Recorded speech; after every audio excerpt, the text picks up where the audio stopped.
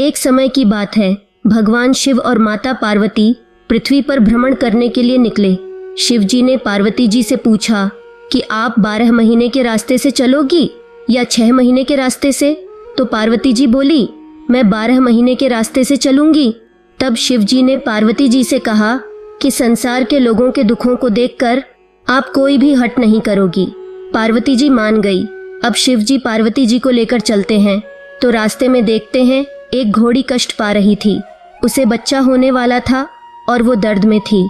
तो उसकी पीड़ा देखकर पार्वती जी ने पूछा, ये घोड़ी क्यों कष्ट पा रही है? तो शिव जी कहते हैं कि ये माँ बनने वाली है। तब पार्वती जी बोली कि माँ बनने में इतना कष्ट है तो आप मेरे तो गांठ लगा दो। शिव जी कहते हैं, अभी आगे चलो। तभी रास्ते में एक राजा का राज्य आता है। वहाँ दूर दूर तक शांति और उदासी फैली होती है। वो उदासी देखकर पार्वती जी पूछती है कि यहाँ सब उदास और शांत क्यों है? तब गांव के लोग कहते हैं, हमारे नगर की रानी माँ बनने वाली है और कष्ट में है, इसीलिए हमारे गांव में उदासी छाई है। तब पार्वती जी फिर शिव जी से कहती है कि माँ बनने में इतना कष्ट है तो आप मेरे गांठ लगा दो। वो शिव जी के पीछे पड़ जाती हैं, पर शिव जी उन्हें ये कहकर आगे बढ़ जाते हैं कि यदि एक बार गांठ लग गई तो दोबारा नहीं खुल सकती।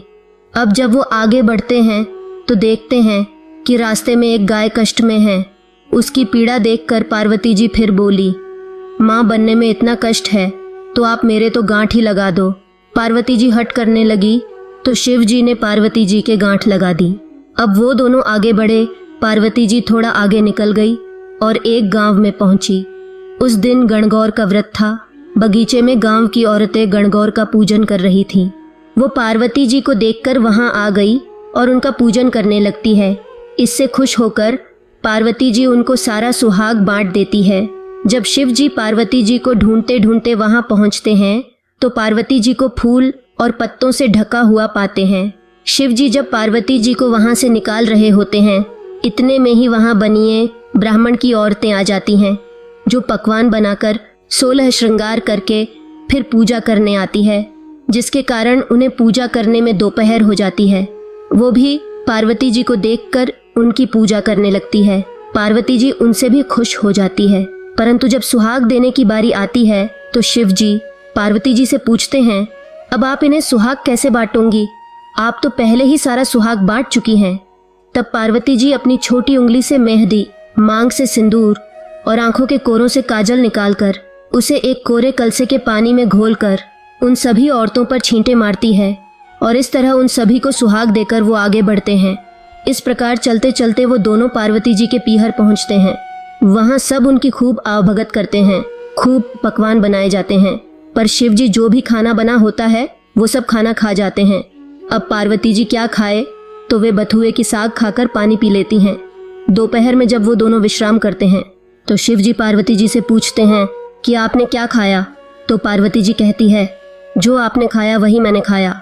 पार्वती जी के सोने पर शिव जी उनके पेट की नाभि की ढकनी खोलकर देखते हैं कि पार्वती जी ने क्या खाया, तो उनके पेट में बथुए का साग और पानी दिखता है।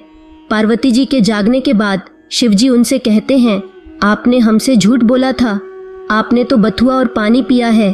तब पार्वती जी उनसे हट करती है कि आज के बाद कोई भी किसी भी महिला की ढकनी खोलकर नहीं देखेगा, अर्थात आज के बाद कोई भी किसी भी महिला के पेट में नहीं देख सकेगा, क्योंकि किसी भी महिला के पेट में उसके ससुराल और पीहर की लाज होती है।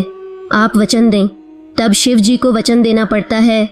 उसके बाद से अब तक किसी का भी पेट नहीं खुलता है। अब वो दोनों वापस कैलाश पर्वत की ओर निकलते हैं तो रास्ते में गाय अपने बछड़े को चाटती हुई मिलती है और खूब खुश दिखाई देती है। ये देखकर पार्वती जी शिव जी से अपनी गांठ खोलने को कहती हैं। तो शिव जी कहते हैं, मैंने आपको पहले ही कहा था कि गांठ मत लगवाओ, लेकिन आपने तो जिद पकड़ ली। अब वो दोनों आगे बढ़ते हैं तो राजा के गांव में खूब ढोल नगाड़े बज रहे होते हैं, मिठाइयाँ बांटी जा रही होती हैं, लोग खूब नाच गाकर खुशियाँ मना रहे होते हैं। पार्वती जी वहाँ के लोगों से पूछती है कि यहाँ क्या हुआ है, तो लोग बताते हैं कि हमारे नगर की रानी को बेटे होने की खुशी में उत्साह मनाया जा रहा है। इसी तरह वो आगे चलते हैं तो उन्हें वह घोड़ी भी अपने बच्चे के साथ खूब खुश दिखाई देती है। ये देखकर पार्वती जी फिर शिव जी से गांठ खोलने की जिद करने लगती हैं। तो शिव जी कहते हैं, मैंने आपसे पहले ही कहा था कि गांठ मत लगवाओ। यहाँ मृत्युलोक में हर चीज़ आपको लुभाएगी, पर आप नहीं माने।